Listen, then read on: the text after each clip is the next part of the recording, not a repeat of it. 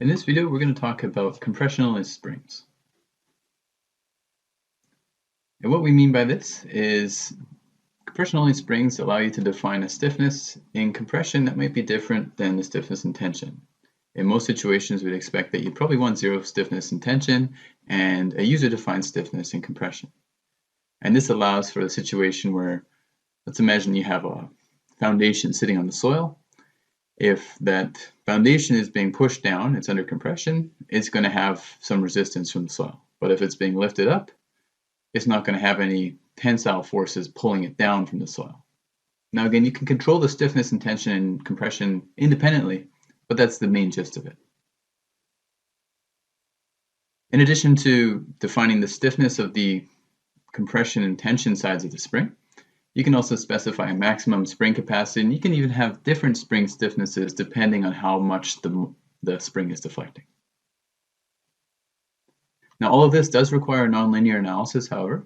You will require to use the nonlinear analysis because you have nonlinear stiffness. If the spring is in tension and it has no stiffness, and it's in compression and it has a stiffness, that's a nonlinear spring, and it will require nonlinear analysis. Should you run a nonlinear analysis or a linear static analysis, for example, you're going to have those springs automatically converted to linear springs, and the solver will make you aware of that.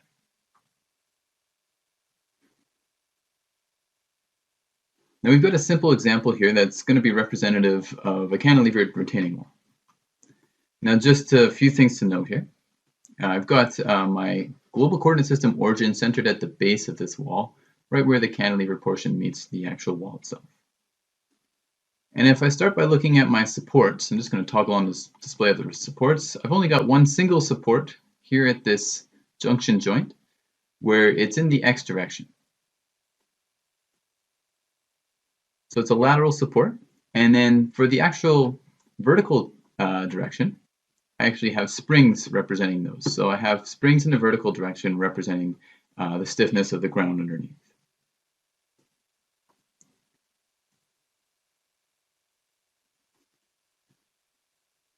And if I look at the springs a little bit closer, I can see their stiffness. So I can look at the spring stiffness and I can zoom in here and see that they have a stiffness of 10,000 kilonewtons per meter.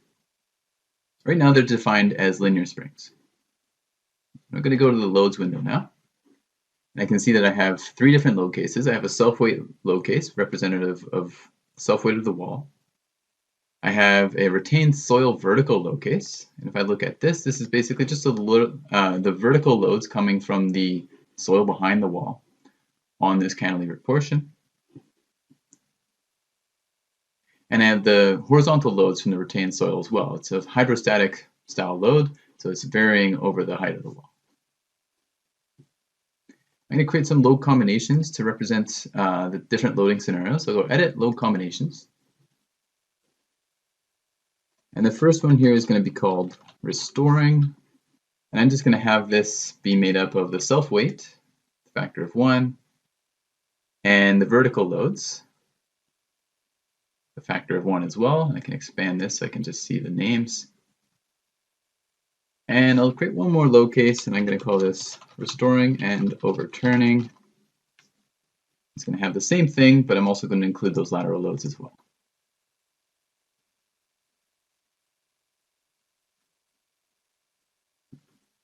So I have two load cases with different contributions depending on which one we're looking at. So right now I'm going to start just by running a linear static analysis. Go Run Analysis. And we're just going to start with linear static for both our load cases and combinations. You can see that we get a clean solution. We've ran through the analysis of all three cases and two load combinations. And now if I look at the results, maybe I'll just look at this with a front view so I can see it a little bit more clearly, since this is the plane of the model I'm interested in. And I want to look at the deflection first of all, according to different loads. So I'll look at the restoring load case, and I can see what that looks like. And I can also look at the restoring and overturning load case and see the various deflections. I'm also interested though in the reactions. And if I look at the reactions, you can see here that these first couple joints that are on the right-hand side of my cantilever. They're all providing compression reactions, but the far left one's actually providing tensile reactions, which is consistent with the deflection of the model as well. Because if we look at the deflection, we can see that some of them are actually deflecting upwards, and so those linear springs, which have both tension and compression stiffness equal to one another, are pulling down on them, which isn't really realistic.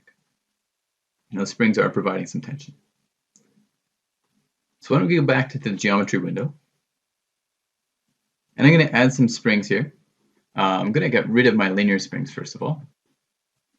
And I'm going to add some nonlinear springs using the nonlinear spring tool right here. And if I just right click on this nonlinear spring tool, it gives me some more parameters that I can use to define them. I'm going to set this up as a bilinear spring, meaning that it has two different linear spring stiffnesses. I have a tensile stiffness and a compression stiffness. So I'm going to enter the K compression, stiffness and compression of 10,000 kilonewtons per meter, and I'm not going to have any tensile stiffness. I'm going to say that compression is defined as a direction when the joint motion is negative, and it's going to be in the Z translation direction. So I'll press OK, and I'll left click and drag my mouse around these joints, and we notice here that it's showing the springs much like we did before, but right now I'm showing the tensile stiffness, KT, in the data bar. I want to see the KC. You see 10,000 kilonewtons per meter. So if you're ever confused why those new nonlinear springs you just defined are showing a zero stiffness, if they're compression only springs, just double check to make sure you're not looking at the tensile stiffness in the data bar. Now I'm going to go ahead and run an analysis. So I'll go and click Analyze and run a nonlinear static analysis this time. I'm just going to run for the load combinations because you may remember that I have a load case that just has those lateral loads, so none of those springs are going to be engaged, and it's going to cause stability issues with my model. It's not a realistic scenario. And I'm not going to use this displacement control method. I'm just going to say static load increments equals 10, and I'll press OK to run.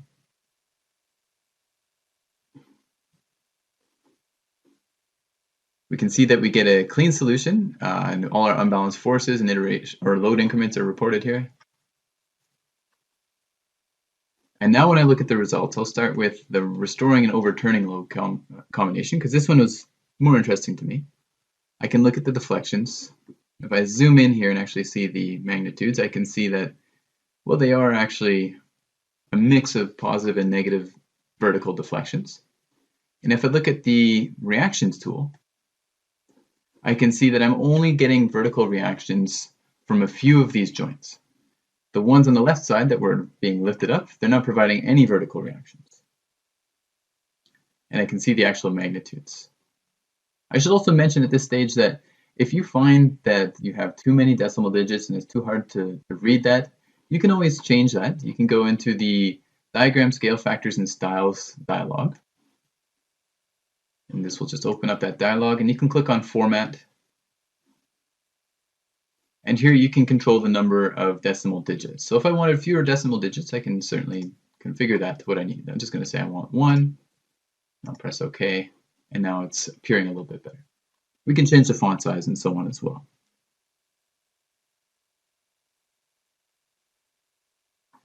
Now I can even extend this a little bit further. Let's say I want to go to the geometry window, and I want to reconfigure these nonlinear springs. So I'm just going to get rid of them, and I'm going to right click on this tool once again. But this time I'm going to specify a maximum compression in these springs. So we have the K compression, but then next to that we have this F max, which I'm going to specify as 45 kilonewtons, meaning that after this spring reaches axial load of 45 kilonewtons, a Z load, it's going to basically not provide any further stiffness. Press OK, and I'm going to reapply those. And I'm going to go ahead and run the analysis. This time I'm going to actually increase the number of load increments to 20, because I want to be able to capture that moment when some of the springs might exceed that value. And so breaking my load vectors into smaller increments is going to make that easier to do. Press OK. And we'll run the analysis. The analysis took a little bit longer than before, but it's still solved. And now again, what I'm interested in showing you is the reactions. So look at the reactions, and if I just zoom in here, you can see that some of them have maxed out at 45 kilonewtons. They're not providing any further stiffness, meaning that those extra loads now have to be transferred to the other springs. And if I look at restoring load case, we don't have quite that same situation because the load is more evenly distributed throughout the whole wall.